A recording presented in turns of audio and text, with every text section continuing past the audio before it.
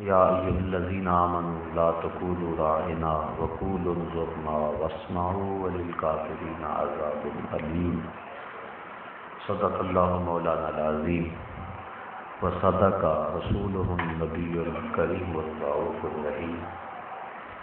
اللہم نور قلوبنا بالقرآن وزین اخلاقنا بالقرآن وادخلنا الجنۃ بالقرآن ونجنا من النار بالقرآن۔ قال اللہ تعالی وتبارک فی شان حبیبہ مخبرا وآمرا ان اللہ وملائکتہ یصلون علی النبی یا ایھا الذین آمنوا صلوا علیہ وسلموا تسلیما۔ الصلاۃ والسلام علیک یا رسول اللہ وعلی آلک واصحابک یا حبیب اللہ۔ الصلاۃ والسلام علیک یا رسول اللہ وعلی آلک واصحابک یا محبوب رب العالمین۔ تمام حمد و ثنا، تعریف و توصیف اللہ جل مجدہ الکریم کی ذات بابرکات کے لیے جو خالق کائنات بھی ہے اور مالک شہنشاہت بھی۔ اللہ جل وعلا کی حمد و ثنا کے بعد حضور نبی اکرم شفیع امم رسول محتشم نبی مکرم اللہ کے پیارے امت کے سہارے رب کے محبوب دانائے غیوب مالک رقاب امم فخر عرب و عجم والی کون و مقام سیاہ لا مقام سید انس و جان سرور لالا رحم میر تابم سرنشین مہوشاں ماہ خوباں شہنشاہ حسینہ تتمہ دوراں سر خیل زہرہ جمالا جلوہ صبح ازل نور ذات لم یزل باعث تکوین عالم فخر آدم و بنی آدم نیر بطحا رازدار ما اوہا شاہد ما طغا صاحب علم نشرہ معصوم آمنہ احمد مصطفیٰ حضرت محمد مصطفیٰ صلی اللہ علیہ وسلم کے حضور ناز میں اپنی عقیدتوں ارادتوں اور محبتوں کا خراج پیش کرنے کے بعد واجب الاحترام ذوی الاحتشام برادران اسلام السلام علیکم ورحمۃ اللہ وبرکاتہ۔ آج ہماری فیروز بختی کے جگر گوشہ شیخ الحدیث حضرت قبلہ صاحبزادہ والا مرتبہ جلوہ فراز ہیں۔ انشاءاللہ درس کے بعد دعا فرمائیں گے۔ ناموس رسالت کا تحفظ ہماری اہم ذمہ داری کے عنوان سے آج کی گفتگو آپ کے سامنے کرنے کی کوشش کروں گا۔ اللہ تعالیٰ میری زبان پہ کلمۃ الحق جاری فرمائے۔ میں نے قرآن مجید کی جس آیت نور کی تلاوت آپ کے سامنے کرنے کا شرف حاصل کیا ہے، اس میں اللہ تعالیٰ نے اہل ایمان کو ایک کام کے نہ کرنے اور ایک کام کے کرنے کا حکم صادر فرمایا ہے۔ ارشاد فرمایا، اے ایمان والو، میرے نبی کے لیے رائنا کا لفظ نہ بولو۔ ہوا اس طرح کہ حضور نبی رحمت صلی اللہ علیہ وآلہ وسلم جب گفتگو ارشاد فرماتے انداز بڑا سہل اور خوبصورت تھا۔ ام المومنین سیدہ عائشہ رضی اللہ تعالی عنہا فرماتی ہیں کہ حضور کے لفظوں کو اگر کوئی گننا چاہتا تو گن بھی سکتا تھا۔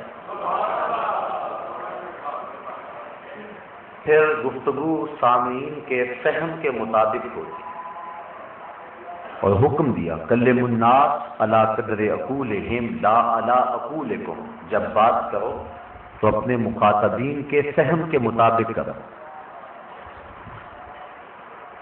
جو تمہارے مخاطبین ہیں ان کا علمی مبلغ کیا ہے، ان کے نفسیات کیا ہے، ان کی ضرورت اور حاجت کیا ہے، گفتگو کرنے والا اس بات کا خیال رکھے تو اس کی گفتگو فصیح اور بلیغ ہو، ورنہ یہ فصاحت اور بلاغت کے برعکس ہوگی۔ دیوان غالب کا پہلا شعر غیر فصیح قرار دیا گیا، نقش فریادی ہے کس کی شوخی ہے تحریر کا، کاغذی ہے پیرہن ہر پیکرے تصویر کا۔ اب اس شعر کی تشریح سمجھنے کے لیے غالب کی عود ہندی پڑھنا پڑتی ہے، پھر اس کے بعد شعر کی سمجھ آئے گی۔ کسی زمانے میں جو مظلوم ہوتے تھے وہ کاغذ کا لباس پہن لیتے اور بادشاہوں کے حضور جاتے تھے، تو غالب کہتا ہے کہ میں بھی اپنے محبوب کے جوڑ و ستم کو بیان کرنے کے لیے یہ کاغذ کا لباس پہنا ہے، اور میری غزلوں نے یہ لباس پہن کے محبوب کے ظلم بیان کرنے شروع کیے۔ مفہوم تو بڑا خوبصورت ہے، لیکن اس کو سمجھنے کے لیے آپ کو تکلف کرنا پڑے گا۔ تو جو نقاد ہیں وہ کہتے ہیں دیوان غالب کا پہلا شعر ہی غیر بلیغ ہے، غیر فصیح ہے، بلکہ وہ خود آگے اسی غزل میں جا کہتا ہے کہ آگ ہی دام شلیدن جس قدر چاہے بچا، مدعا ان کا ہے اپنے عالم تقریر کا، کہ جتنا مرضی کوشش کر مجھے سمجھنے کی میں سمجھا نہیں جاؤں۔ تو یہ حسن نہیں ہوتا کلام کا کہ بات مشکل بنا دی جائے، کیونکہ کلام کا مقصد کسی تک اپنے جذبوں کا ابلاغ ہے، اپنے اندر جو بات ہے اس کو کسی تک پہنچانے کے لیے کلام کیا جاتا ہے، مقصد کلام کا یہ ہے۔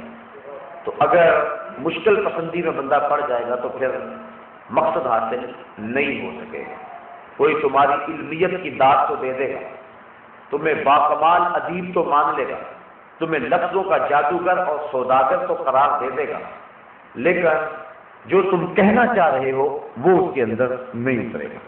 اس لیے کلام کی فصاحت یہ ہے کہ سامعین کے فہم کے مطابق بات کی جائے، اور حضور علیہ السلام فرماتے آنا افصح العرب، عربوں میں سب سے فصیح اگر کوئی ہے تو وہ میں ہوں، سب سے زیادہ فصیح میں ہوں۔ اس لیے حضور جب گفتگو کرتے تھے تو ایک تو اگر کوئی لفظوں کو گننا چاہے تو گن سکتا تھا، دوسری بات کہ سامعین کے فہم کے مطابق کیا کرتے تھے، اور تیسری بات اللہ کے محبوب علیہ السلام جب کوئی بات کرتے تو اس کو 3 مرتبہ دہراتے تاکہ اچھی طرح بات سمجھ میں آ جائے، اور یہ حضور کا اعزاز ہے کہ ایک بات کو 3 بار بھی کریں تو پھر بھی اس کا حسن برقرار ہے۔ ایک بات کو میں 2-4 بار کروں گا تو آپ کہیں گے یہ تو کل بھی سنی ہے، یہ تو آپ نے پہلے جو بیان کی ہے، لیکن یہ حضور کے کلام کا حسن ہے۔ ایک فارسی شاعر کہتا ہے مکرر گرچہ سہارا گیز باشد طبیعت را ملال انگیز باشد، جو چیز بار بار بیان کی جائے اس میں جادو کا اثر بھی ہو پھر بھی طبیعت پہ بوجھ بنتی ہے، لیکن حضور ایک بات کو 100 بار بھی بیان کرے ہر بار نئی چاشنی اور نئی لذت نصیب ہوتی ہے۔ تو مزاج تھا کہ ایک بات کو 3 مرتبہ بیان کرے۔ ہمیں تو اپنی گفتگو کو آپ تک پہنچانے کے لیے ضرورت ہے اس لاؤڈ اسپیکر، لائٹ بند ہو جائے تو قریب والے سنیں گے، دور تک آواز نہیں جائے۔ حضور علیہ السلام کو اس کی بھی ضرورت نہیں، جب گفتگو کرتے الا صوتہ و احمر وجہہ، آواز بلند ہو جاتی، چہرے پہ سرخیاں آ جاتی، اور پھر کیفیت یہ تھی کہ جس طرح قریب بیٹھنے والا سنتا، جو سب سے آخر میں بیٹھے اس کو بھی ایسے ہی آواز ہو۔ حجۃ الوداع کے موقع پہ 1,44,000 کا اجتماع ہے، اور آپ بتائیں کہ اس کا پھیلاؤ کتنا، یہ کل 2-3 ہزار لوگ ہوں گے تو سڑک تک لوگ پہنچ گئے تھے، اور 1,44,000 لوگوں کی تعداد کہاں تک پہنچی ہوگی، اور حضور ستوہ نامی اٹھنی پر بیٹھ کے بات کر رہے ہیں، جس پر قریب والے کو آواز پہنچ رہی ہے، جو سب سے آخر والا اس کو بھی ویسے پہنچ رہی ہے۔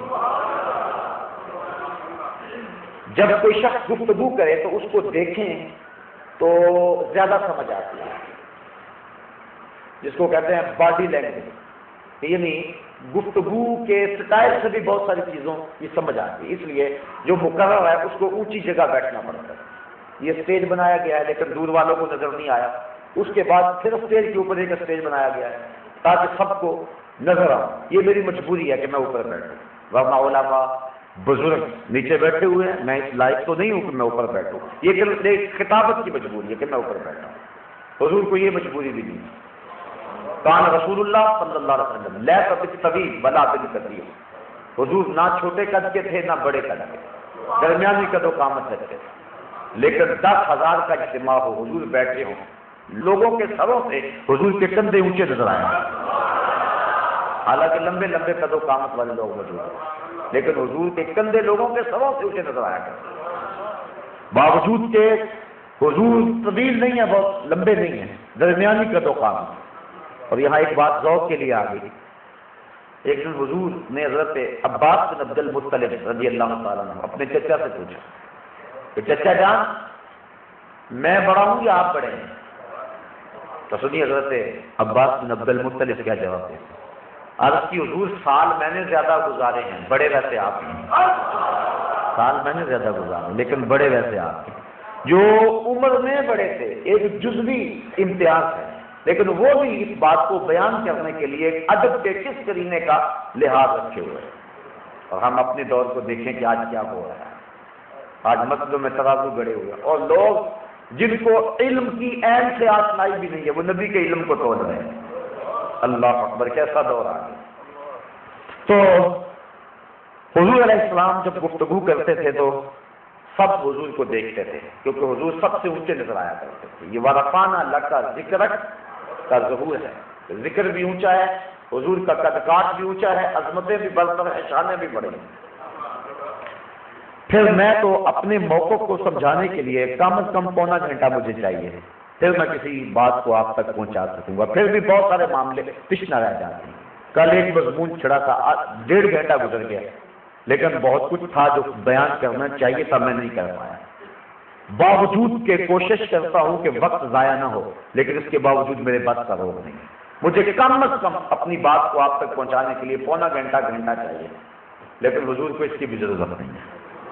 آپ حضور کے خطبات اٹھائیں، 10-15 منٹ لگتے ہیں ہر شے سمجھانا۔ یہ حضور کے کلام کا حسن ہے۔ چند جملے بولتے ہیں، دیکھیے سل من قطع کا بات من حرم، کیسا حسن ہے، کیسی نغمگی ہے، کیسا جمال ہے۔ اور میں اس دن آپ کے سامنے روایت رکھی، حضور فرمایا کہ تم 2 جبڑوں کے درمیان اور 2 ٹانگوں کے درمیان جو ہے ان کی ضمانت مجھے دے دو، میں تمہیں جنت کی ضمانت دے دوں۔ لاؤ بڑے سے بڑے کسی فلسفی کو اور بڑے سے بڑے دانشور کو بھی لاؤ، ان 2 جملوں کے حسن کو کوئی تول کے دکھائے، کتنا حسن ہے۔ تھوڑی گفتگو، خیر الکلام ما قل و دل، بہتر کلام ہوتا ہے جو تھوڑا ہو لیکن مدلل ہو، لہو خورشید کا ٹپ کے اگر ذرے کا جگر جی رہے۔ اقبال نے کہا تھا یہ حضور کے کلام کا حسن ہے۔ تاریخ فرشتہ میں یہ واقعہ موجود ہے کہ سلطان محمود غزنوی کو اس بات پہ شک تھا کہ میرا باپ سلطان سبکتگین ہے یا کوئی اور۔ دوسرا شک اسے یہ تھا کہ قیامت آئے گی یا کہ نہیں، یہ ابتدائی زندگی کے اس کے حالات ہیں۔ تیسرا شک یہ تھا کیا علماء نبیوں کے وارث ہوتے ہیں؟ یہ ٹوٹی پھوٹی چٹائیوں پہ بیٹھ کے پڑھنے پڑھانے والے کیا نبیوں کے وارث ہو سکتے ہیں؟ علماء نے اپنی مدح میں یہ حدیث خود تو نہیں گھڑی ہوئی، اس حدیث کی صحت پہ بھی یقین نہیں۔ ایک دن بادشاہ محل سے نکلا، سونے کا شمعدان خادم لیے آگے آگے چل رہا ہے۔ دیکھا کہ ایک طالب علم ہے جو مدرسے میں اپنا سبق یاد کرتا ہے، چھوٹی چھوٹی 4 دیواری ہے۔ مدرسے کی لالٹین میں تیل نہ ہونے کی وجہ سے جب سبق بھولتا ہے تو قریبی ایک ہندو بنیے کی دکان پہ جا کے اپنی کتاب کھول کے دیکھتا ہے، بھولتا ہے تو پھر آتا ہے، پھر آ کے یاد کرتا ہے، بھولتا ہے تو پھر دکان پہ جاتا ہے۔ بادشاہ نے پہلی مرتبہ علم کے لیے یہ طرف دیکھی، اس کا دل پسیج گیا۔ جب قریب آیا تو وہ سونے کا شمعدان اس طالب علم کو ہدیہ کر دیا۔ اور ایک روایت میں آتا ہے من اعان عالما او متعلما بقلم منکسر او بقرطاس فکأنما بنى الکعبۃ 70 مرہ، جس نے کسی طالب علم کو یا کسی عالم دین کو کاغذ کا ٹکڑا دے کر یا ٹوٹا ہوا قلم دے کر مدد کی، وہ ایسا ہے جس طرح اللہ کے گھر کعبے کو 70 بار تعمیر کیا۔ بادشاہ نے وہ سونے کا شمعدان دے دیا، مقدر جاگ پڑے۔ بادشاہ سویا، مقدر جاگے، حضور کی زیارت میں گئے۔ یہ بات ذہن میں رکھے، حضور علیہ السلام نے فرمایا جس نے مجھے خواب میں دیکھا اس نے مجھے ہی دیکھا۔ شیطان خواب کے اندر آ کر بھی حضور کی مثل ہونے کا دعویٰ نہیں کر سکتا. کوئی جاگتے ہوئے کرے تو یہ اس کی ہمت ہے. یہ تو شیطان میں بھی ہمت نہیں ہے کہ وہ خواب میں بھی اس بات کا دعویٰ کرے کہ میں حضور کی مثل ہوں. جس نے مجھے دیکھا اس نے مجھے ہی دیکھا. اب آپ اپنے ذہن کو پیچھے لے جائیں. 3 شخص تھے. میرا باپ کون؟ سلطان سبکت دین یا کوئی اور. قیامت آئے گی کہ نہیں آئے گی؟ علماء کیا نبیوں کے وارث ہوتے ہیں؟ یہ 3 شخص تھے. وہ سونے کا شمعدان دیا. بادشاہ واپس پلٹا، گھر آیا، سویا، مقدر جاگے زیارت کی. آپ کا قریب مسکراتے ہوئے ارشاد فرمایا، اے سبکت دین کے بیٹے محمود، آج تو نے میرے ایک وارث کی قدر کی ہے، کل قیامت کو میں تیری شفاعت کروں گا. ایک جملہ ارشاد فرمایا، 3 شک بھی دور کیے، جنت کی بشارت بھی دی. یہ حضور کے کلام کا حسن ہے اور یہ کہیں اور نہیں پایا جا سکتا. جوامع الکلم حضور علیہ السلام کے ارشادات آپ دیکھیں، انسان حیرت زدہ ہو جاتا ہے. ہماری گھنٹوں کی تقریریں لوگوں کے پلے کچھ نہیں پڑتا، پلے جھاڑ کے چلے جاتے ہیں. یا گھنٹہ ضائع کیا، ملا تو کچھ بھی نہیں. لیکن یہاں کیا ہے کہ 2 جملے ہیں اور پوری کائنات 2 جملوں میں سمو دی گئی. کیسا حسن ہے کلام کا. تو یہ حضور کا انداز تھا. پھر اس کو دیکھ لیجیے کہ بات اتنی سہل طریقے سے کرتے کہ سامعین اس کو سمجھنے میں دقت محسوس نہ کرے. دوسری بات، ہر بات کو 3 بار کرے. تیسری بات کہ اگر کوئی لفظ گننا چاہتا تو گن بھی سکتا تھا. چوتھی بات، ہر ایک شخص تک آواز پہنچتی. 5ویں بات کہ جو سنتا وہ حضور کو دیکھ بھی رہا ہو. اور 6ٹھی بات، گفتگو لمبی نہ ہوتی تو اکتاہٹ ہو جائے. حضور تو ساری زندگی بھی بولتے رہے پھر بھی اکتاہٹ نہیں ہو سکتی، لیکن امت کو درس دینا تھا. آج جو بہت زیادہ لمبے خطبے دیتے ہیں انہیں حضور کی زندگی کو سامنے رکھنا چاہیے. امام کی جو ہے وہ دانائی کی دلیل ہے نماز لمبی اور خطبہ چھوٹا، اور امام کی بے وقوفی کی دلیل ہے کہ نماز چھوٹی اور خطبہ لمبا. تو حضور علیہ السلام کے آپ خطبات اٹھا کر دیکھیں. یہ حضور کا کمال ہے گفتگو کا. اس عنوان سے اور بھی بہت کچھ کہا جا سکتا ہے. حضور کی فصاحت بلاغت یہ ایک الگ مضمون ہے. اب اتنے انداز سے، اتنے اہتمام سے ایک بات حضور بیان کرتے ہیں، کوئی وجہ تو نہیں ہو سکتی کہ سمجھ نہ آئے. یہ بیان کرنے والے کا انداز ہے. اب سننے والوں کا انداز نہیں. کأن علی رؤوسہم الطیور، گویا ان کے سروں پہ پرندے بیٹھے ہوئے. اگر جنبش کی سر کو تو کہیں اڑ نہ جائیں. یہ کیفیت ہے. کہنا نہیں پڑتا کہ سبحان اللہ کہیں، سینے سے زور لگائیں، ہاتھ کھڑے کریں، ضرورت ہی نہیں ہے. تو سننے والوں کی کیفیت ہے جس طرح ان کے سروں پہ پرندے بیٹھے ہیں، اور سنانے والے کی کیفیت یہ کہ ایک بات نکل کے سامنے آ رہی ہے موتیوں کی طرح. لفظ کیا ہے؟ موتی جڑتے ہیں. صحابہ دیکھتے بھی ہیں. اذا تکلم رؤیا النور یخرج من بین ثنایا. حضور جب بات کرتے تھے سامنے والے 2 دانتوں کے سوراخ سے نور کی کرنیں چن چن کے نکلتی اور ماحول میں روشنی پھیل جاتی، اندھیرے میں بھی اجالے ہوتے. یہ گفتگو کرنے والے کا سٹائل اور انداز ہے اور وہ سننے والوں کی کیفیت ہے. اب ہو سکتا ہے کہ کوئی بات رہ جائے، لیکن اس کے باوجود اگر کسی کو کسی وجہ سے کسی بات کی سمجھ نہیں آتی تو وہ عرض کرتا ہے راعینا یا رسول اللہ صلی اللہ علیہ وسلم، حضور ہماری رعایت کر رہی ہے. اگر غریب ناراض نہیں ہوتے کہ اتنی ڈیٹیل اور تفصیل سے سمجھایا پھر بھی پوچھ رہے ہو. آقا فرماتے تھے کہ اگر میں نہیں بتاؤں گا تو کون بتائے گا؟ اللہ پھر بتا دیتے. اب جب تو مکی زندگی تھی، یا بندہ پکا مومن ہوتا تھا یا پکا کافر ہوتا تھا، منافقت نہیں. جب مدینے میں تشریف لائے تو منافقت کا آغاز ہوا، اور یہ یہود و نصارہ تھے جو اس روپ میں آئے. اب انہیں غصہ تو بڑا تھا منافقوں کو، اوپر لبادہ اڑا ہوا تھا. حضور کی توہین کرنا چاہتے تھے لیکن حالات اجازت نہیں دیتے تھے ان کو. انہوں نے اپنے اندر کی آگ اس طرح نکالنا شروع کی کہ وہ زبان کو بل دے کے یہ لفظ بول رہے. صحابہ کہتے راعینا، ہماری رعایت کیجیے حضور. تو وہ اس کو تھوڑا سا بل دے کے راعینا کہتے ہیں. معاذ اللہ، راعی عربی میں چرواہے کو کہتے ہیں. اس طرح وہ اپنے خود سے باطن کا اظہار کرتے ہیں. سب سے پہلے حضرت سعد بن معاذ رضی اللہ تعالی عنہ لغت یہود سے جو واقف تھے، اور یہ وہی سعد بن معاذ ہے کہ جب ان کا وصال ہوا تو صحابہ نے اس کی عجیب ماجرا ہے کہ سورج بھی چڑھا ہوا، دھوپ بھی نہیں آ رہی. فرمایا میرے ساتھ کے جنازے کے لیے اتنے فرشتے آ رہے ہیں کہ ان کے پروں کی وجہ سے سورج کی دھوپ رکی ہوئی. لیکن پر نوری ہیں اس لیے سورج نظر آ رہا ہے۔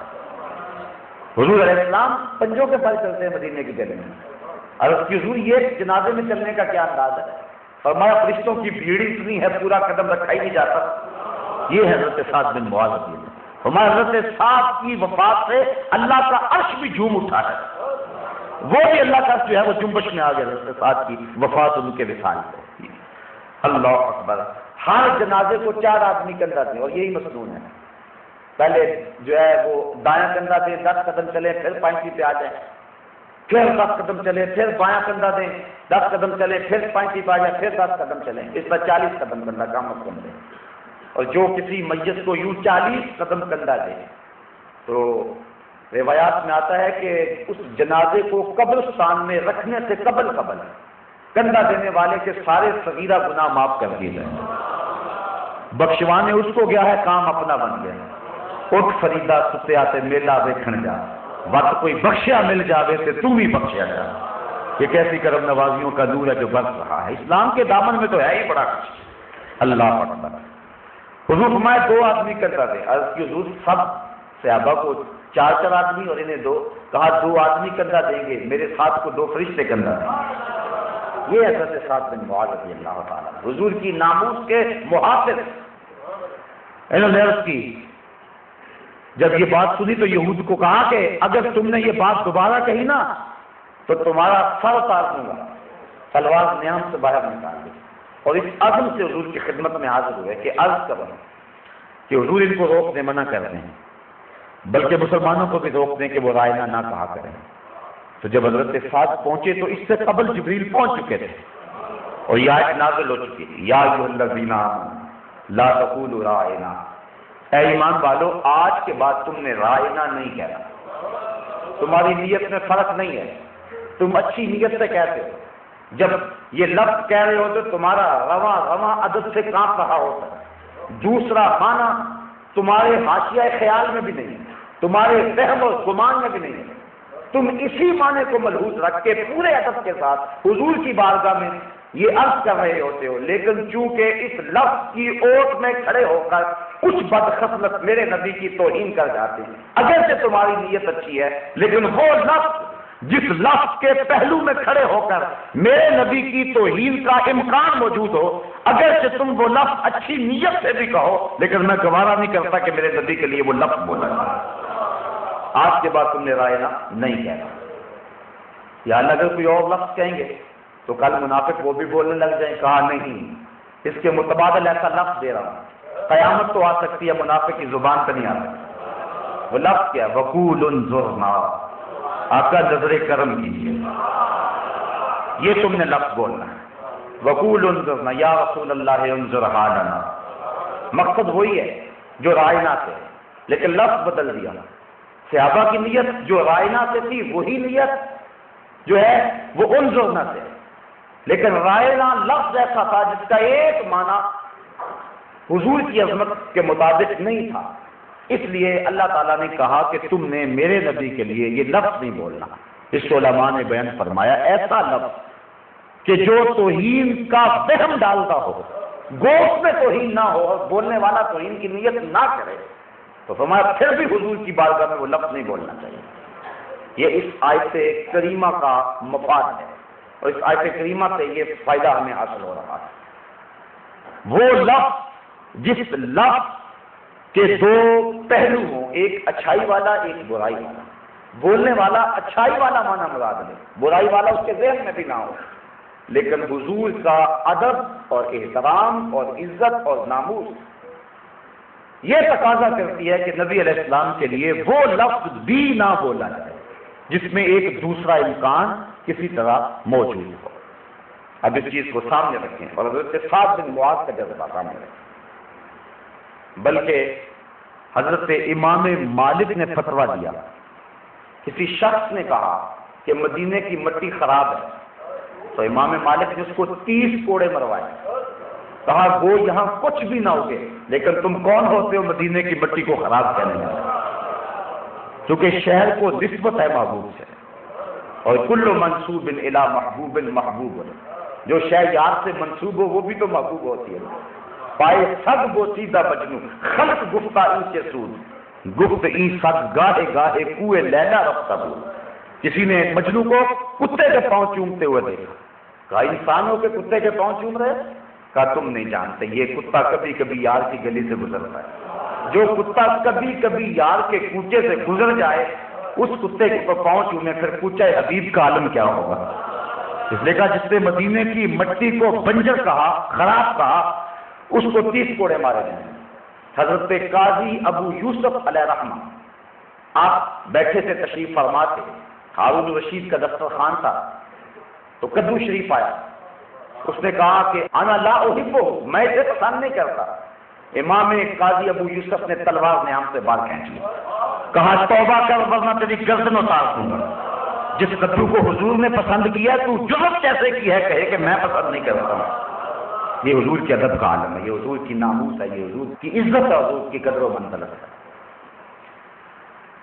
اس بات پر چاروں ائمہ متفق ہیں, اختلاف نہیں ہے کہ حضور کا گستاخ واجب القتل ہے. اگرچہ وہ کافر ہو اور اگر وہ کلمہ پڑھنے کے بعد توہین رسالت کرے اور توہین رسالت سے وہ کافر اور مرتد ہو جائے, دونوں صورتوں میں وہ واجب القتل ہے. کتاب الخراج میں قاضی ابو یوسف علیہ الرحمٰن نے تو یہاں تک لکھا, آپ فرماتے ہیں اگر وہ توبہ بھی کرے تو اس کی توبہ نہیں مانی جائے. اس کی وجہ اس لیے کہ یہ حقوق اللہ سے نہیں ہے, حقوق العباد سے ہے. یعنی کسی شخص کو, کسی عدالت کو اور کسی تنظیم کو کوئی حق نہیں پہنچتا کہ وہ گستاخ رسول کو معاف کرے. حضور کا اپنا حق ہے, حضور خود معاف کریں تو کریں, لیکن حضور آپ تو اس دنیا سے چلے گئے, اپنی زندگی میں حضور نے معاف بھی کیا ہے اور سزا بھی دلوائی ہے. دونوں مثالیں موجود ہیں. پتھر مارنے والوں کو اور گلے میں کپڑا ڈالنے والوں کو, اوجڑیاں پھینکنے والوں کو, جان کے دشمنوں کو, گالیاں دینے والوں کو حضور نے کہا لا تثریب علیکم اليوم اذهبوا انتم الطلقاء, جاؤ چلے جاؤ, تم آزاد ہو. آج میں وہی کہوں گا جو حضرت یوسف نے اپنے بھائیوں سے کہا. یہ بھی ایک منظر ہے. اور دوسرا منظر یہ بھی ہے, اسی فتح مکہ کے موقع پہ جو لوگ حضور کی ہجب کہا کرتے تھے, ابن خطل اس کی لونڈیا جو ہے وہ فرسنا اور ارنب اور قرینا یہ جتنی بھی یہ تھیں, اور اس کے علاوہ کتنے لوگ تھے جن کا حضور نے نام لے کر کہا. ان میں کعب بن زہیر بھی تھا جو بعد میں معاف کر دیا گیا. حضور نے سخت حکم دیا, جو ہاتھ کھڑے کر لے معاف کر دینا, دروازہ بند کر لے معاف کر دینا, ابو سفیان کے گھر چلا جائے معاف کر دینا, حرم میں آ جائے معاف کر دینا, اسلحہ پھینک دے معاف کر دینا, امان مانگ لے امان دے دینا. لیکن یہ لوگ جو ہیں یہ اگر کعبے کی دیواروں سے بھی چمٹ جائیں وہاں بھی قتل کر دینا. اتنا سخت فتویٰ دیا. اور ابن خطل کو صحابہ نے دیکھا کہ وہ دیوار کعبہ کے ساتھ چمٹا ہوا اور پردے کے اندر ہے. عرض کی حضور یہ ابن خطل چمٹا ہوا ہے, تو فرمایا اس کو یہی قتل کرو, اور اس کو چاہے زمزم اور مقام ابراہیم کے درمیان جو جگہ ہے وہاں قتل کر دیا جائے. اس ناپاک کے گندے خون سے حرم کو بچا لیا جاتا اور مسجد سے باہر جا کے قتل کیا جاتا. یہاں کیوں مارا گیا؟ دنیا کو بتلانا مقصود تھا. گستاخ رسول چند سانسوں کی مہلت کا روادار بھی نہیں ہے, جہاں ملے اسے وہی قتل کر. اس کی لونیوں کو بھی قتل کر دیا گیا. ایک بات نہیں, پھر بعد میں اسلام لیا گیا. کعب بن زہیر کے بارے میں کہا من لقی منکم کعب بن زہیر فلیقتلہ, جس کو کعب بن زہیر ملے چھوڑے نہ جائے, اس کو قتل کر. کعب بن زہیر بھاگ گیا طائف, بھائی نے اس کو خبر پہنچائی تو بچ نہیں سکے گا, کہاں کہاں چھپے گا, جگہ جگہ تو حضور کے غلام رہتے ہیں. گلی گلی میری یاد بچھی ہے پیارے, رستہ دیکھ کے چل, مجھ سے اتنی وحشت ہے تو میری حدوں سے دور نکل, کدھر جائے. تو کعب بن مالک رات کے اندھیرے میں چھپ کے آ گیا. حضور سے نے حرم میں بیٹھے تھے, پاس آ کے کہتا ہے حضور اگر کعب کو ڈھونڈ لائیں تو معاف کر دو گے؟ حضور مسکرا کے کہا کعب تو آج گیا جا, میں نے معاف کر دیا. اب عرض کرتے ہیں حضور جس زبان سے آپ کی ہجب کیا کرتا تھا اجازت چاہتا ہوں اس سے آپ کی نعت پڑھو. اور میں ٹھہر جو ذرا ممبر بچھا لیں. ممبر کے بچ گیا, لوگ آگے. اب کعب ممبر پر بیٹھ کر کہتا کہ اتیت عند رسول اللہ معتذرا والعذر عند رسول اللہ مقبول ان رسول لنور یستضاء به محمد سیف من سیوف الہند مسلول. اللہ کہتا لوگوں میں آیا تھا معافی کے لیے, یہاں آ کر پتہ چلا نبی تو ہے ہی بڑا بندہ نوارا. اللہ اکبر. پھر کیا کہتا ہے؟ ان رسول اللہ نور، بے شک اللہ کا نبی نور ہے. یستضاء بہ محمد، جس سے پورا زمانہ چمک رہا ہے. سیف من سیوف اللہ مسلول، ہندوستان کے لوہے کی تلواروں میں سے ایک تنی ہوئی تلوار ہے. حضور فرمایا باقی ٹھیک ہے تمہارا، لیکن مجھے سیوف الہند نہ کہو، من سیوف اللہ کہو، میں اللہ کی تلوار. اللہ اکبر. تو حضور نے اپنے دشمنوں کو معاف بھی کیا ہے، اپنے دشمنوں کو سزا بھی دلوائی ہے. ابن قتل کی مثال ہے، کعب بن اشرف کی مثال ہے، اور اس کے علاوہ کئی مثالیں زمانہ نبوی کے اندر. حضور نے خود کہا کون میری طرف سے فلاں کی خبر لے گا، ایسا ہوا ہے. تو یہ اختیار مجھے بھی ہے، آپ کو بھی ہے. ہم اپنے دشمن کو چاہے معاف کر دیں اور چاہے اس کو سزا دے دیں. آج لوگ کہتے ہیں حضور نے تو چادریں بچھائی ہیں. بیٹے کے قاتل کے پاؤں تلے بچھانا چادر تیری جواں مرضی کا پتہ چلے. اپنے قاتل کو، اپنے دشمن کو، اپنے گستاخ کو معاف کرنا اور بات ہے، اور محبوب کے دشمن کو معاف کرنا اور بات ہے. اس میں اس میں فرق ہے. اگر کالج کے پرنسپل کی توہین کر دے تو دو طالب علم جا کے تھانے صلح کرائیں گے؟ کیسے ہو سکتا ہے؟ یہ ان کا حق ہی نہیں ہے. گستاخی ہے اللہ کے رسول کی، اور بندے کہہ رہے ہیں کہ چلو جی صلح کر لیں. ہم کون صلح کرنے والے ہیں؟ ہاں حضور اپنی ذات کے حوالے سے خود مختار ہے، جو چاہیں معاف کر دے. حضور نے معاف بھی کیا، سزا دے، حضور نے سزا بھی دی ہے. لیکن حضور کے وصال کے بعد امت کو حق نہیں پہنچتا کہ وہ معافی دے. اور کتاب الخراج کے اندر حضرت قاضی ابو یوسف کا قول میں نے آپ کے سامنے رکھا ہے. آپ فرماتے ہیں کہ وہ توبہ بھی کرے تو توبہ قبول نہیں ہوگی. اور جن لوگوں نے کہا اس کی توبہ قبول ہوگی، انہوں نے اس معنی میں یہ بات کہی ہے کہ وہ سچی توبہ کرے، سزا اس کو پھر بھی دی جائے. اس کا گناہ معاف ہو سکتا ہے سچی توبہ سے، لیکن اس کی یہ تو سزا ہے قتل اس کو کرنا، یہ پھر بھی نہیں چلے گا. جس طرح کوئی شادی شدہ زانی زنا کرتا ہے تو اس کو حد شریع نافذ اس کے اوپر کی جاتی ہے، تو اس وقت وہ توبہ بھی کر لے تو حد بھی لگ گئی اور توبہ بھی اس نے کر لی تو وہ گناہ سے پاک ہو گیا، دنیا کی نظروں میں پاک ہو گیا، دیانتاً بھی اور شریعتاً دونوں طرح وہ پاک ہو گیا. اس طرح اگر کوئی سچے دل سے توبہ کر لے، اسلام لے آئے کہ ساتھ ساتھ اس کو جو ہے وہ حداً قتل کیا جائے، لیکن اس کا گناہ معاف ہو سکتا ہے کیونکہ اس نے سچے دل سے توبہ کی ہے. یہ جنہوں نے توبہ کا قول کیا انہوں نے اس معنی میں کیا ہے، نہ یہ ہے کہ جو مرضی گستاخ رسول کرتا رہے اور جب اس کے ٹکٹکی پہ باندھنے لگے تو پھر وہ توبہ کر لے. یہ تو دروازہ کھولنے والی بات ہے. تو یہ بات ذہن میں رکھیں کہ یہ امت کا شروع سے مزاج رہا ہے، اور چاروں ائمہ اس سے متفق ہیں کہ حضور علیہ السلام کے گستاخ کی سزا قتل ہی ہے. یہ میرا عنوان نہیں ہے، یہ ایک الگ مضمون ہے، لیکن اس عنوان کے ساتھ یہ بات میں نے کرنی ہے کہ یہ ہماری ذمہ داری ہے کہ حضور کے ناموس کی حفاظت کریں.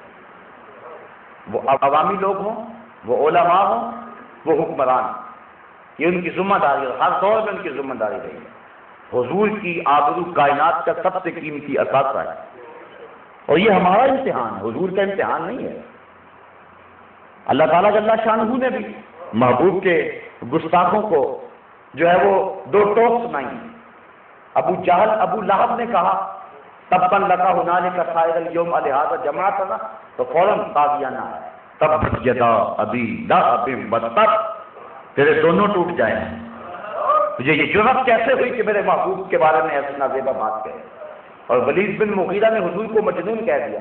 اللہ نے کتنی گنوائی، ہم مازم مشائم بنمیم مناع للخیر، کتنا سنا ہے. اور آخر میں فرمایا اتلم بعد ذالک ذمیم، محبوب یہ ہے ہی حرام زادہ.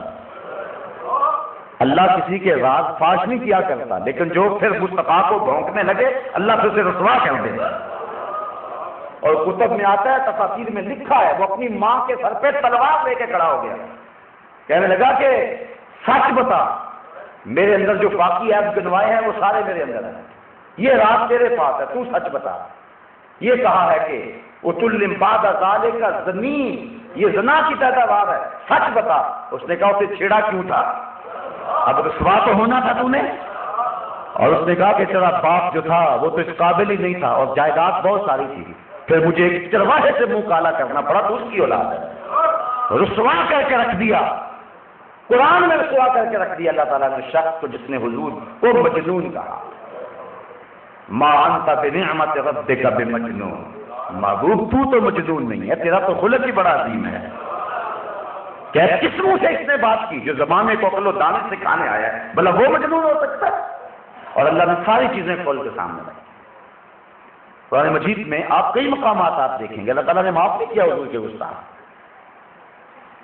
اللہ اکبر، جمیل اگر کانٹے پہ چھاتی تھی تو کہا کہ یہ کھجور کی رسی سے ہی مرے، اور پھر ایسا ہی ہوا۔ عاص بن وائل نے جب حضور کے 2 فرزند انتقال کرے، ایک مکے میں اور ایک مدینہ شریف، انہوں نے کہا کہ معاذ اللہ اب تک ہو گئے، اولاد نرینہ نہیں رہی۔ اللہ تعالیٰ نے سورہ کوثر نازل کی، انا آتیناک الکوثر، محبوب ہم نے تو تمہیں کوثر دیا۔ کوثر کے کئی مفاہیم ہیں، امام راضی نے تقریباً اس کے 20 معنی لکھے ہیں، لیکن یہاں ایک معنی یہ بھی بیان کیا ہے کہ کوثر کا معنی اولاد کثیر ہے۔ اس نے کہا تھا کہ آپ کی اولاد نہیں، اللہ کہتا ہے محبوب جتنی اولاد تیری ہے کسی اور کی ہو ہی نہیں سکتی، ہم نے تمہیں کوثر دیا۔ اولاد اس لیے ہوتی ہے نا کہ باپ کا نام باقی رہے۔ آج ممبر و محراب پہ بھی حضور کا نام ہے، غاروں اور پہاڑوں پہ بھی حضور کا نام ہے، کائنات کے کونے کونے اور گوشے گوشے میں حضور کا نام ہے۔ وہ شخص جو چاند پہ گیا تھا نا، اس نے پھر ملک و ملک سیر کی، رات کے پچھلے پہر کو مصر میں اترا، اور رات کو جب مسجدوں سے اذان گونجنے لگی تو وہ باہر ہوٹل کی لابی میں ٹہلنے لگا بے تابانہ انداز میں۔ کسی نے کہا مسٹر کیا پرابلم ہے؟ کہا مجھے بتاؤ میں زمین پہ ہوں یا پھر چاند پہ آ گیا ہوں؟ لوگوں نے کہا کیا ہوا ہے؟ کہا جب چاند پہ تھا اس وقت بھی یہ آوازیں آتی تھی، زمین پہ آیا ہوں پھر بھی یہ آوازیں آ رہی ہیں۔ کیا شان احمدی کا چمن میں ضرور ہے، ہر گل میں ہر شجر میں محمد کا نور ہے، گلی گلی میری یاد بچھی ہے، پیارے رستہ دیکھ کے چل، مجھ سے اتنی وحشت ہے تو میری حدوں سے دور نکل۔ تو کائنات کا کوئی گوشہ کوئی کونا ایسا نہیں جہاں حضور کا ذکر نہ۔ اللہ کہتا محبوب جتنی اولاد تیری ہے اتنی کسی کی بھی۔ اور یہ جو کہہ رہا ہے ان شان آتا ہو والا افسر، یہ تیرا دشمن جو ہے یہ بے اولاد ہو۔ اچھا یہاں ایک بڑی خوبصورت بات، اور وہ یہ اللہ کہے ابتر اور اس کے چاروں بیٹے زندہ رہیں۔ اللہ کہے محبوب جس نے تجھے افسر کہا یہ افسر ہے۔ افسر ہوتا ہے جس کی اولاد نرینہ نہ ہو۔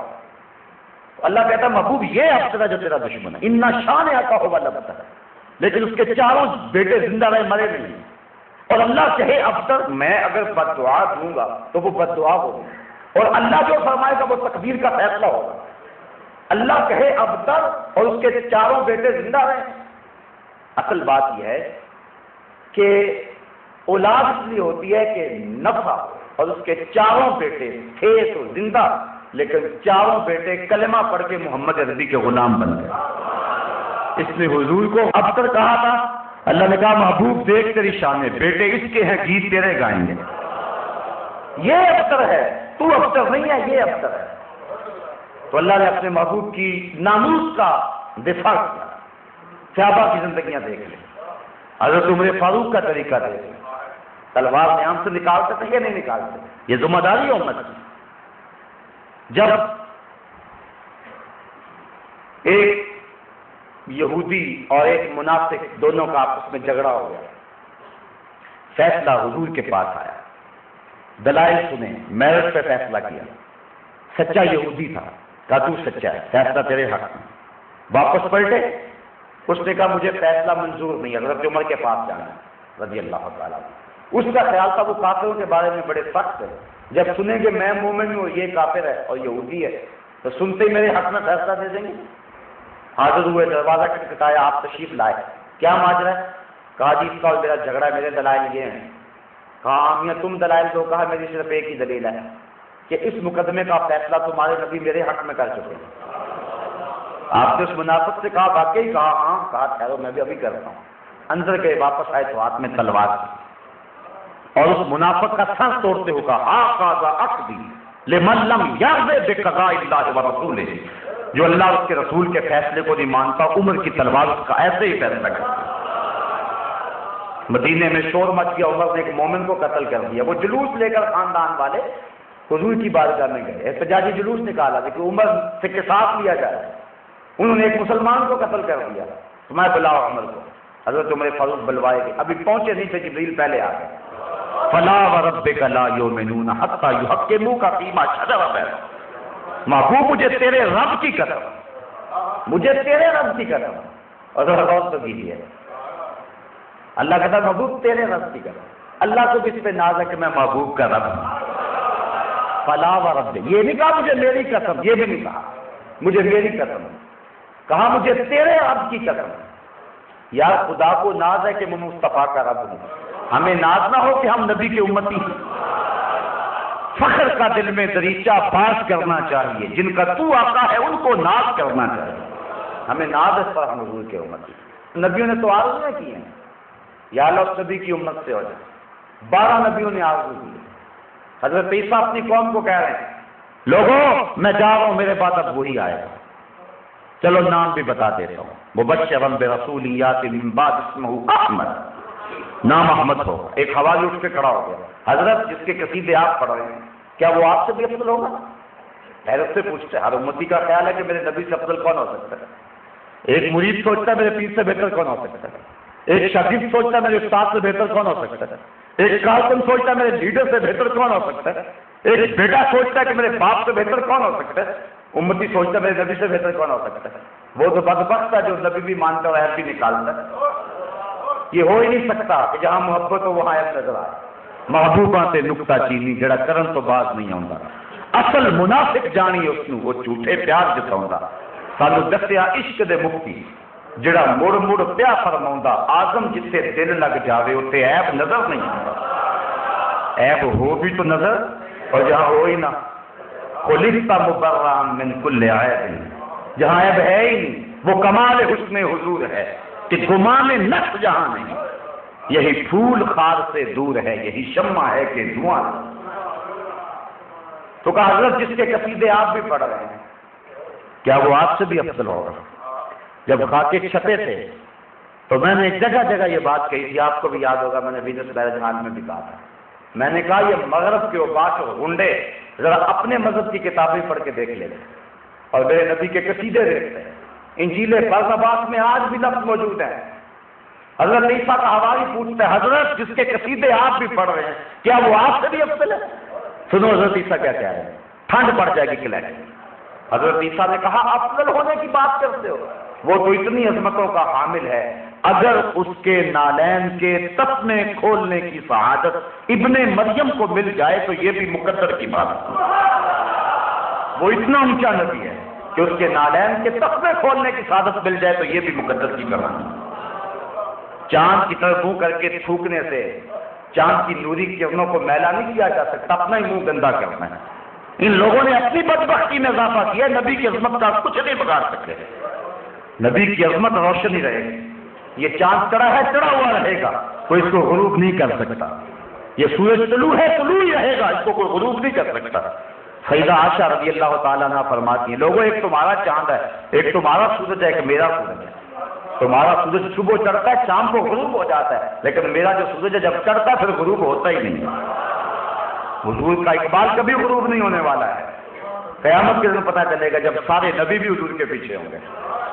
اللہ اکبر، لواء الحمد بیدی یوم القیامہ، تمہارا حمد کا جھنڈا میرے ہاتھ میں ہوگا، سارے نبی میرے جھنڈے کے سائے چلے ہوں گے، پتہ اس وقت چلے گا۔ اللہ حضرت فرماتے ہیں فقط اتنا سبب ہے ان عقاب بد میں محشر کا کہ ان کی شان محبوبی دکھائی جانے والی، پتہ لگے گا اس وقت کے حضور کی عظمت کیا اور یہ سب کیا ہے۔ آج اس کو پتہ بھی نہیں ہے، جو ابجد شناخت بھی نہیں ہے وہ نبی کی عظمتوں کو توڑ رہا ہے۔ کیا ہو گیا، کس دور سے ہم گزر رہے ہیں؟ ڈٹھے برت قرآن دے بول سارے، تیری شان جیا نہیں کوئی ہور ڈٹھا، تیری شان دا کرے مقابلہ جیڑا انہوں عاشقاں اصلی چور ڈٹھا۔ کوئی نور آکھے کوئی بشر آکھے، پہلا رات دنے اے ہو شور ڈٹھا، اللہ والیاں گل مکا دیتی تساں ہور ڈٹھا ساں ہور ڈٹھا۔ تو صاحب حضور کی عظمتوں کا سورج کبھی بھی غروب نہیں ہوگا، یہ طلوع رہے گا اور اس کی روشنی اس کی کرنیں آفاق میں پھیلتی رہیں گی۔ حضرت عمر فاروق رضی اللہ تعالی عنہ کو بلوایا گیا تو اس سے قبل ہی حکم آ گیا محبوب قسم ہے مجھے تیرے رب کی، اتنی دیر تک کوئی مومن ہی نہیں ہو سکتا جب تک اپنے فیصلوں میں تجھے حاکم نہیں مان لیتا۔ ان کا سارا نشہ ہو گیا بنی، اللہ نے حضرت عمر فاروق کی جو ہے وہ گواہی دے دی، اور ہمارے تفسیر میں لکھا فَبِذَلِكَ سُمِّيَ فاروق، آپ کو فاروق بھی اسی وجہ سے کہا گیا۔ تو صحابہ نے معافی نہیں دی ہے، حفاظت کیا حضور کی ناموز کی۔ تابعین کا دور دیکھ لیں، بعد کا دور دیکھ لیں، یہ تاریخ لمبی اور وقت سمٹ رہا ہے۔ سلطان عبد المجید یہ وہ شخص ہے کہ جب سلطنت عثمانیہ ڈول رہی اور بوڑھا تھا، اور جب جو ہے وہ توہین رسالت کا ارتکاب کیا تو فوجی لباس پہن کے آ گیا، اور جو سفیر بلائے ہوئے تھے ان کے سامنے تلوار کو زمین پہ گاڑا، کہنے لگا ہم مر گئے ہیں، مٹ گئے ہیں، لیکن حضور کی آبرو کا سودا نہیں ہونے دیں گے۔ اور پھر انہوں نے جو ہے وہ معذرت کی، ان کو کرنا پڑی، مجبور ہو گئے۔ یہ انتہائی پستی کے دور کی کہانی ہے۔ 1925 کے اندر تو خلافت ٹوٹ جاتی ہے، یہ چند دنوں کی پہلے کہانی، جب ہم بالکل کمزور تھے، یہ ان دنوں کی کہانی ہے، اور جب ہمارے ایمان کبھی تھے۔ اور ذرا اس دور کی کہانیاں بھی سنیں۔ سلطان نور الدین زنگی کو کون نہیں جانتا ہے؟ اس نے جو سزا دی کون نہیں جانتا ہے؟ اور سلطان صلاح الدین ایوبی کو کون نہیں جانتا؟ اللہ اکبر! اللہ اپنے محبوب کی حفاظت کرتا ہے، ہمارے حکمرانوں نے بھی اس میں حصہ لیا، ساتھوں کا حصہ ڈالا ہر ایک نے۔ ایک بدبخت تھا والی کرک ریجینالڈ، انگلستان کا شہزادہ، اس نے 3 حملے کیے، پھر اس نے ایسا کیا، یہ غالباً 1781 یا 83 کی بات ہے، حاجیوں کے قافلے کو لوٹ لیا، مال اسباب سب کچھ لوٹ لیا، راستہ روک لیا، قید کر دیا۔ ان حاجیوں نے کہا آسمان لوٹ لیا، ہمیں تو جانے دیں، ہم نے حج کرنا ہے۔ تو اس نے بدتمیزی کی، کہا تم مسلمان ہو، بلاؤ اپنے نبی کو جو تمہاری جان چھڑائے۔ بس یہ جملہ کہا۔ سلطان صلاح الدین ایوبی تک بات پہنچی، قطب میاں اپنے دانت پیستا تھا، اور اس نے قسم کھائی کہ جب تک اس ظالم کو میں اپنے ہاتھ سے قتل نہیں کروں گا چین سے نہیں بیٹھوں گا۔ اور پڑھے آپ سلطان صلاح الدین ایوبی کی تاریخ، پھر وہ سویا نہیں، کتنے سال نہیں سویا، جب نیند تنگ کرتی تھی خیمے کی چوٹ سے ٹیک لگا کے کھڑا ہو جاتا تھا اور آنکھوں کی آگ نکال لیتا تھا، وہ دانت پیستا رہتا تھا اور ہر وقت برسرے پہ کھا رہا۔ پھر وہ وقت بھی آیا کہ جب انگلستان کے سارے شہزادے لائن میں کھڑے تھے، کسی کو کرسی دی، کسی کو پانی پیش کیا آپ کھورے میں، اور کہا جس کو ہم پانی دیتے ہیں امان دیتے، جس کو کرسی دیتے ہیں امان دیتے، چھوڑتا گیا سب کو۔ لیکن جب ریجینالڈ پر نظر پڑی تو سلطان حافے سے باہر ہو گئے، آنکھوں سے چنگانیاں نکلنے لگی، اور جوش غصے سے صلاح الدین کا بدن کانپتا تھا، اور تلوار لے کے آگے بڑھا اور ریجینالڈ کو گریبان سے پکڑ کے پٹک کے زمین پہ مارا، کہا او کتے، تو نے کہا تھا کہ بلاؤ اپنے محمد کو، محمد عربی نے اپنا نوکر بھیج دیا ہے۔ اور پھر اس کے ٹکڑے ٹکڑے کے، یہ ہماری تاریخ ہے، ہمارے حکمرانوں کی تاریخ ہے۔ آپ اس دور کے حکمرانوں کے آئینے میں نہ دیکھیں اس دور کو، یہ ہمارے حکمرانوں کی تاریخ ہے۔ سلطان چیختا تھا اور کہتا تھا کہ محمد عربی نے اپنے نوکر کو بھیج دیا ہے، اور اس پہ سرخرو تھا، اور پھر سجدہ شکر ادا کیا تھا کہ میں نے بدلہ لے لیا گستاخ رسول۔ یہ ہماری تاریخ ہے، عوام بھی کسی سے پیچھے نہیں رہے، اور جس کو ابجد بھی نہیں آتی تھی، حروف ابجد سے آشنا بھی نہیں تھا، جو علوم عقلیہ نقلیہ سے شناخت نہیں تھا، جو حدیث اور قرآن کے علوم بھی نہیں جانتا تھا، جو لوہار کی دکان پہ بیٹھ کے ٹھک ٹھک کرتا تھا، پھر اللہ نے اسے وہ مرتبہ دیا کہ لاکھوں کروڑوں دلوں میں دھک دھک کرنے لگا۔ غازی علم الدین سے لے کر کے عامر چیمہ تک داستان پڑھے، کتنی عظیم داستان ہے۔ غازی عامر چیمہ نے ہٹلر کے دیش میں جو داستان رقم کی ہے، اللہ کی قسم میں نے غازی عامر چیمے کی قبر کی پینتی پر ایک سید زادے کو روتے ہوئے دیکھا، اور وہ کیا کہہ رہا تھا کہ ربا میں تینوں یہ نہیں کہتا کہ مینوں عامر چیمہ بنا دے، میں تینوں یہ کہنا ہے کہ پیراں کی خاک ہی بنا دے۔ کتنا مرتبہ پایا جب غازی علم الدین کا جنازہ اٹھا، پیر جماعت علی شاہ امیر ملت علیہ رحمہ، آپ جنازے کے ساتھ ساتھ چل رہے تھے، رو رہے تھے، اور کہتے تھے لوگوں میں نے بڑے بڑے بادشاہوں کا تذکرہ پڑھا، کبھی دل میں آرزو نہیں ہوئی فلاں بادشاہ میں ہوتا، بڑے بڑے پہلوانوں کی کہانیاں پڑھی، کبھی آرزو نہیں ہوئی فلاں پہلوان میں ہوتا، اور ہمارا ہاں میں نے بڑے بڑے ولیوں کی داستانیں پڑھی، کبھی یہ آرزو بھی نہیں ہوئی کہ فلاں ولی میں ہوتا۔ لیکن غازی علم الدین کا جنازہ لوگوں کے کندھوں پہ جا رہا ہے، بار بار میرے دل میں جذبہ لڑائیاں لے رہا ہے، کاش اس چارپائی پہ آج میں ہوتا۔ یہ اعزاز ہے، یہ تکریم ہے۔ اللہ نے مجھے اعزاز دیا کہ غازی عامر چیمہ کی چارپائی کو کندھا دینے کی توفیق نصیب ہوئی، اور اس حصے میں مصطفی فقیروں کا بڑا حصہ ہے، تو مجھے اس کے بعد 2 مرتبہ غازی عامر چیمہ کی خواب میں زیارت ہوئی، تو میں نے ایک دن دیکھا کہ اس کا بازو کٹ ہے اور خون تازہ نکل رہا ہے اور وہ تڑپ رہا ہے۔ میں حیران ہوا میں نے کہا کہ یہ تو قبر میں جا کے آسودہ ہونا چاہیے تھا، میں کیا خواب دیکھتا ہوں؟ تو اگلے دن اخبار اٹھایا تو پھر دوبارہ گستاخی ہوئی تھی. میں نے کہا یہ حضور کی حرمت کا شہید قبر میں بھی سکون میں نہیں ہے، اس کو قبر میں بھی چین نہیں آ کہ حضور کی توہین کیوں ہو رہی ہے. اللہ کے محبوب کی آبرو کی حفاظت، ناموس کی حفاظت ہماری ذمہ داری ہے. اگر ہم ادا کریں گے تو اللہ خوش ہوگا، حضور خوش ہوں گے. اگر نہیں کریں گے اللہ کو ہماری ضرورت بھی نہیں ہے. یہ بات بھی ذہن میں رکھیں، اللہ کو ہماری کوئی ضرورت نہیں. اور ایک تاریخ کا واقعہ سنا، ابن حجر نے لکھا ہے اس واقعہ کو. آپ جانتے ہیں جب منگولوں نے بغداد اجاڑا تھا، جب بغداد کے اندر 1.25 لاکھ لاشیں پڑی ہوئی تھی، جب تہ خانوں میں چھپے ہوئے لوگوں کے لیے دجلہ کا بند توڑ دیا گیا تھا اور 1.25 لاکھ لاش ہم نے تہ خانوں سے نکالی تھی. وہ دور آپ کو یاد ہوگا جب دجلہ مسلمانوں کے خون سے رنگین ہو کے بہا تھا. وہ لمحے بھی شاید آپ کو یاد ہوں، تاریخ میں موجود ہیں سقوط بغداد کے، کہ جب جامعہ نظامیہ کی لائبریری بغداد میں بہا دی گئی اور 3 دن تک دجلہ کا پانی سیاہ ہو کے بہتا رہا. بڑے سخت دن ہیں، بڑے دردناک دن ہیں. جب غزناتا لٹا، جب بغداد لٹا، دل کی حالت کیا مذکور ہو، یہ نگر ہر مرتبہ لوٹا گیا. وہ کیا دن تھے جب بغداد لٹا تھا، اور جب ایک مسلمانوں کے سروں کی کھوپڑیوں سے جو ہے وہ چنگیز خان اور ہلاکو خان نے مینار تعمیر کیے تھے، اور اس نے کہا تھا کہ جو نئی سر آئے گا اس کا سر کاٹ کے لگائیں گے. تو لوگ پیسے لے کے پھرتے تھے کسی مسلمان کا سر مل جائے. وہ دن بھی ہم نے دیکھے ہیں، تاریخ کے اس بھیانک لمحوں سے بھی ہم گزرے ہیں. تو جب ملا جامی کے خلفاء کو چن چن کے مارا گیا، ان کے خلفاء افغانستان کی طرف بھاگ آئے.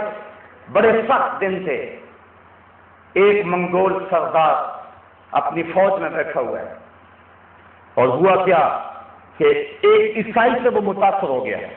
اور یہ بدنہاد عیسائی اور یہودی ہمیشہ ہمارے نبی کی توہین کیا کرتے ہیں. یہ شکست خوردہ لوگ، انہوں نے اپنے سفلی جذبات کو ہمیشہ یوں ہی تسکین دی ہے. انہوں نے کبھی کوئی دھب کا کام نہیں کیا، اس وقت گندے اور کمینے اور چھوٹے کام کیے. تو جب مسلمان قبروں میں تھے، لاشوں کا سر تعمیر ہو رہا تھا، بغداد لٹا ہوا تھا، لاشیں دجلہ میں تیر رہے تھے، اور امت کے لیے دردناک دن تھا سقوط بغداد کا، تو اس نے مجلس بات منعقد کی. ابن حجر لکھتے ہیں کہ اس عیسائی نے کھڑے ہو کے ہمارے نبی کی توہین شروع کر دی. کوئی بھی موجود نہیں تھا جو اس کی زبان کھینچتا. تو پاس بندہ ہوا ایک کتا تھا جو زور زور سے بھونکنے لگا. کسی نے کہا کہ مسلمانوں کے نبی کی توہین کی ہے، یہ غیرت میں آ گیا. وہ کہنے لگا میں نے انگلی اٹھائی ہے اور یہ کتا بڑا جو ہے وہ غیرت والا ہے، اس لیے میری انگلی کی وجہ سے غصے میں آیا. اس نے پھر وہ آغاز کیا. ابن حجر لکھتے ہیں اس کتے نے اتنے زور سے جھٹکا دیا کہ اپنا دبا توڑوا لیا اور جا کے اپنے دانت جو ہیں اس کے گلے میں گاڑ دیے اور چھوڑا تب جب اس کو واپس جہنم کر دیا. اللہ اپنے محبوب کی ناموس کی حفاظت کرنا جانتا ہے. اگر ہم نہیں کریں گے وہ کتوں سے بھی کام لے لے گا، وہ تو ابا پیلوں سے نہیں کام لے لیتا. یہ اللہ کا ایک مزاج ہے، اور اس واقعہ کو دیکھ کر وہی پھر اسلام کے مددگار ہو گئے. اور اقبال کہتا ہے ایاں یورش تاتار کے افسانے سے، ہے ایاں یورش تاتار کے افسانے سے، پاس باں کعبے کو مل گئے صنم خانے سے. اللہ رشتہ اسلام کی مدد بھی فرمائیے. تو صاحبو یہ میری اور آپ کی ذمہ داری ہے حضور کے ناموس کی حفاظت کرنا. کئی کئی صورتوں میں اور کئی کئی ڈھنگوں رنگوں میں حضور کی توہین کی جا رہی ہے. مرزائیت وہ انگریز کا خود کاشتہ پودا ہے جس کا مقصد ہی جہاد کو ترک کرنا، رسول اللہ کی توہین کرنا ہے. اس حوالے سے آپ خبردار ہیں. پاکستان میں ایک محتاط اندازے کے مطابق 1 سال کے اندر 10,000 لوگ مرزائی ہو رہے ہیں. مرزائی ختم نبوت کے باغی کا نام ہے. ہماری کہیں غیرت نہ سو جائے. میں آج ساری رات تقریباً رو کے گزاری ہے. ایک واقعہ پڑا اور اندر آگ لگ گئی. 53 کی جب تحریک چلی اور لاہور کے اندر ایک بوڑھی ماں اپنے یتیم بچے کی بارات لے کے جا رہی کہ راستے کے اندر گولیوں کی آواز آئی. اس نے کسی سے پوچھا کیا ہے؟ کہا ختم نبوت کے مجاہد لڑ رہے ہیں اور دوسری طرف سے فائرنگ ہو رہی ہے اور لوگ سینے کھول کے گولیاں کھا رہے ہیں. اس نے وہاں رخ کر کے براتیوں کہا واپس چلے جاؤ، اور اپنے بیٹے کا سیرا کھول دیا. کہا میں اس کا یہ سیرا کھول کے اب شہادت کا سیرا باندھنے لگا. اور اپنے بیٹے کو کہا میں تجھے اپنا دودھ معاف نہیں کروں گی جب تک تو حضور کی آبرو پہ قربان نہیں ہو جائے گا۔ یہ ہماری تاریخ تھی۔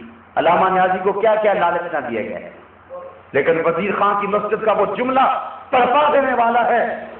آپ نے فرمایا، او نواب آف کالا باغ، تیری لمبی لمبی مونچھوں سے بغاوت ہو سکتی ہے، محمد عربی کی کالی زلفوں سے بغاوت نہیں ہو سکتی ہے۔ 10,000 لوگوں نے قربانیاں دی ناموس رسالت کے لیے۔ صاحب وہی ہماری ذمہ داری ہے، آؤ ہم اس ذمہ داری سے عہدہ برا ہونے کی کوشش کریں۔ یہ عنوان اپنے دامن میں بہت کچھ رکھتا ہے، لیکن وقت سمٹ گیا اور میں ان الفاظ سے اپنی گفتگو کو اختتام کی طرف لاتا ہوں۔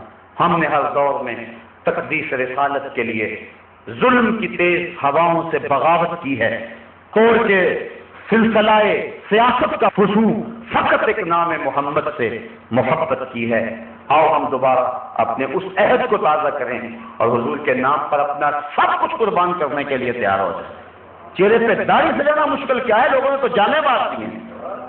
حضور کے نام پہ لوگوں نے سب کچھ قربان کر دیا ہے، ہم ابھی یہاں آئے ہوئے ہیں، ہمیں یہ بھی سمجھ نہیں آ رہی ہے۔ آئیں بڑھیں، اپنا سب کچھ حضور کے نام پہ لگا دیں۔ میرے استاد المکرم ایک بات کہا کرتے تھے، بڑی خوبصورت بات، آپ فرمایا کرتے تھے، یہ نہ ہو کہ لوگ تمہیں پوچھیں تم کون ہوتے ہو اور تمہیں بتانا پڑے مسلمان ہوتے ہیں۔ آپ فرمایا کرتے تھے، نہ بھائی تم دور سے آ رہے ہو، لوگ پہچان کے کہیں وہ دیکھو آقا کا غلام آ رہا۔ اور اپنی پہچان رنگ کے اندر لے آئیں۔ وآخر دعوانا ان الحمدللہ رب العالمین۔ آفاق کے ہر ہر گوشے میں قرآن سنا کر دم لینا، اب رکنا نہیں، اب تھمنا نہیں، فردوس میں جا کر